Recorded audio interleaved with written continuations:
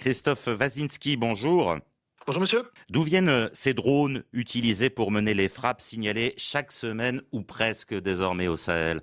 Alors il y a des drones qui proviennent notamment de Turquie, enfin qui ont été produits en Turquie. Il y a également des drones qui sont produits par la Chine et qui ont été acquis par certaines des armées de la région. Voilà, c'est essentiellement de là que proviennent les drones, mais je voudrais ajouter que les frappes aériennes, ça concerne bien entendu les drones, mais ça concerne aussi, dans un certain nombre de cas en Afrique, l'usage de canonnières volantes plus classiques telles que des avions et des hélicoptères armés. Pourquoi cet engouement toutefois pour les drones de la part des pays africains? Est-ce parce que c'est peu coûteux ou est-ce parce que les risques sont moindres pour les armées nationales? Alors je pense qu'il y a un mélange des 2 assez clairement. Donc les drones sont effectivement des moyens d'attaquer, de mener des frappes sans ou avec assez peu de moyens au sol, et donc ça permet effectivement de moins risquer la vie de militaires au sol. Le coût est ici une question importante. Les drones en l'occurrence, ou certains drones ont la réputation d'être moins chers que les chasseurs bombardiers ou que certains hélicoptères de combat, et probablement aussi moins chers que le maintien de dispositifs au sol, de maintien de dispositifs importants au sol. Qui les opère, ces drones? Est-ce qu'on le sait? Est-ce que ce sont des opérateurs étrangers ou est-ce que ce sont des militaires locaux qui ont été formés pour?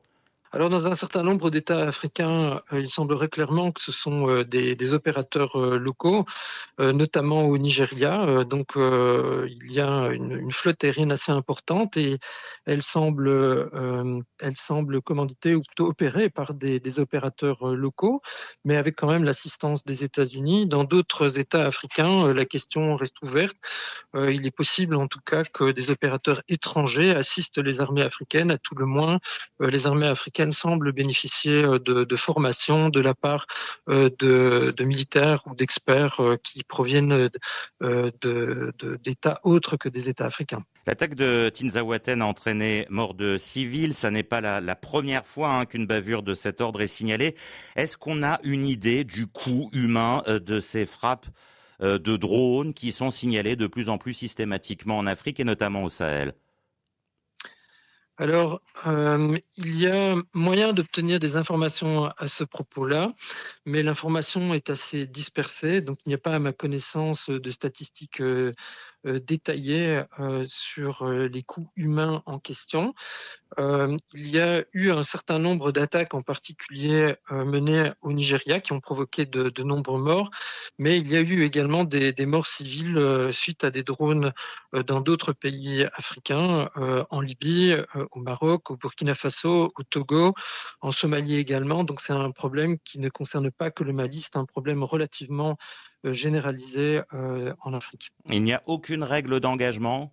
Alors, si, il y a des règles d'engagement, et donc quand les porte-paroles des armées africaines s'expriment à ce propos, ils indiquent généralement que leurs opérateurs veillent à ne cibler que des terroristes ou que des adversaires armés.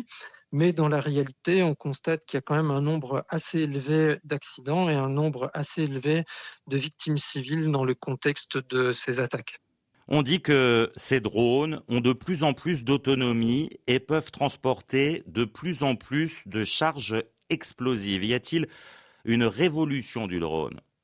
Alors, je ne suis pas tout à fait convaincu qu'il y a une révolution liée directement à la quantité d'explosifs ou de charges qui sont emportées par les drones.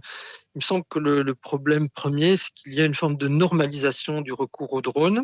Il y a de plus en plus de drones, notamment des drones turcs et des drones chinois, mais également des drones états-uniens et israéliens qui sont utilisés en Afrique. Et donc, plutôt, encore une fois, que de considérer que le problème est essentiellement un problème de quantité de charge, c'est plutôt un problème, selon moi, de normalisation ou de généralisation du recours aux drones, ainsi encore une fois qu'à des avions et des hélicoptères armés.